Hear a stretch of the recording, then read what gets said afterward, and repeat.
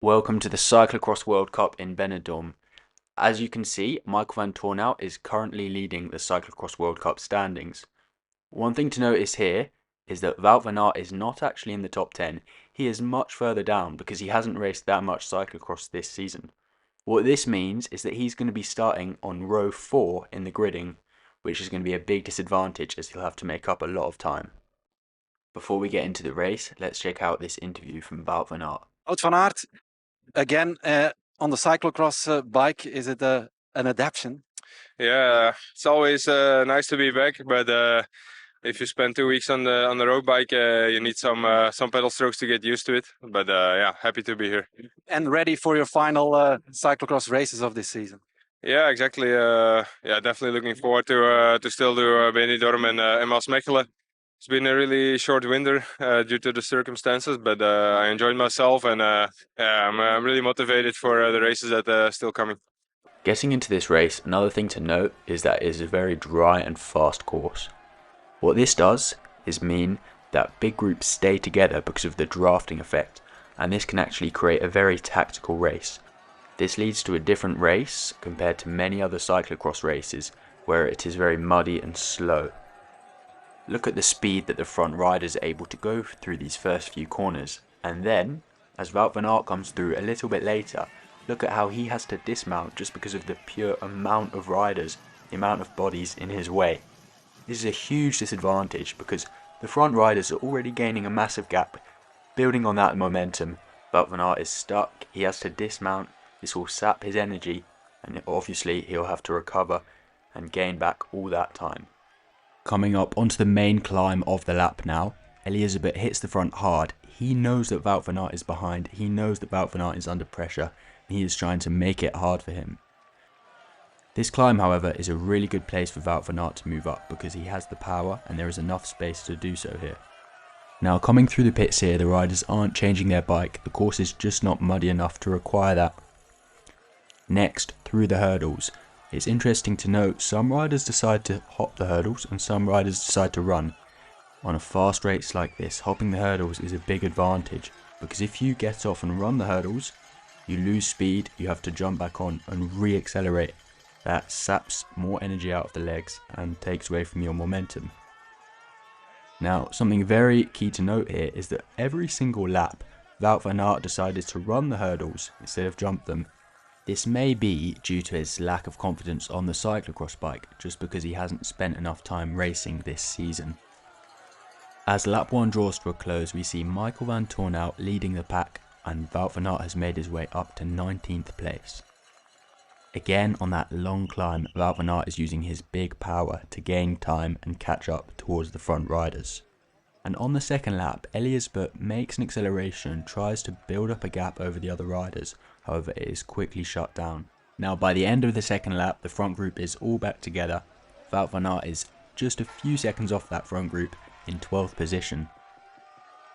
Now lap 3 of this race was fairly uneventful, however Van Aert managed to move up to 9th place and the group of 12 riders at the front became more established. Now on lap 4 the pace really slowed down, causing the front group to swell. Then they were hit by a hard attack from Thibau. The attack really put the pressure on, with Van Aert finding himself at a gap. Fortunately, he was able to gradually close that back up.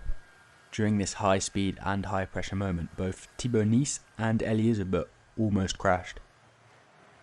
By the end of lap 5, at the front is a group of 9 riders and it could still be anybody's race.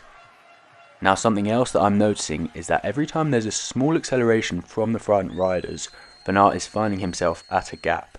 This could be deliberate to try to save energy, or it could be a sign that Van Aert is fatiguing. Now a very key part of this race is when Lars van der Haar goes away with Elisabeth getting a gap of 7 seconds. As Lars van der Haar is on the team of Thibau doesn't have to chase, and as Elisabeth is on the team of Michael van Toornout doesn't have to chase. This leaves Wout van Aert to do all the work while the other riders sit on his wheel. This extra effort could take a toll on Wout van Aert later in the race, and it's actually fascinating to see this, as this is normally a strategy that you only see in road races and not cyclocross, but just due to the fast pace of this course, we're able to see something like this. Now Van Aert actually showed an incredible display of power. attacking on the climb and closing the gap very quickly. However, this no doubt took a toll on his legs. Now as we approach the final lap, we find ourselves in a 2v2v1 situation with Van Aert on his own against the two pairs of teammates. Elizabeth puts the pressure on in the last lap with Thibau sticking to his wheel. The two of them gain a small gap ahead of Wout van Aert and the others. Then on the final time going up that big climb, Thibau hits a brutal attack on Elizabeth. Already with Van Aert and the other riders at a gap, he finds himself alone at the front with a decent margin with only half a lap left to go. Van Aert then catches Elizabeth with Thibau finding himself off the front with Van Aert a few seconds behind in second place. Elizabeth rides the rest of the lap flawlessly. He was able to win because he saved his energy at the right times throughout the race and attacked at the perfect timing.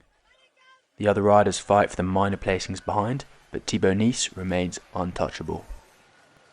Thibau wins with a beautifully timed attack.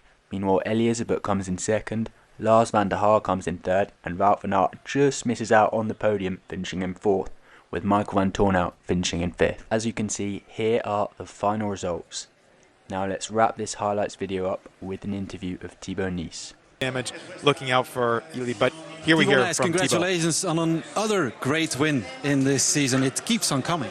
Yeah, finally everything is slowly falling together in the right pieces, and it was wonderful. The right legs in the right moment. Everything went according to plan? I think so, yeah. I think Wout missed his start completely because he had to start on a quite far place, and the pace never really dropped completely in the front group, so that made it really hard for him to come back, and I think we profit from that in the final. You only didn't win this cyclocross season, but also the previous road season. Is it the experience from those wins that you took today? Well, I don't know. Everyone knows you need to go the last climb of full gas, so it's quite like the effort that suits me really good. And when I'm in the right place, on a course like this, yeah, I can finish it off. See, nog even.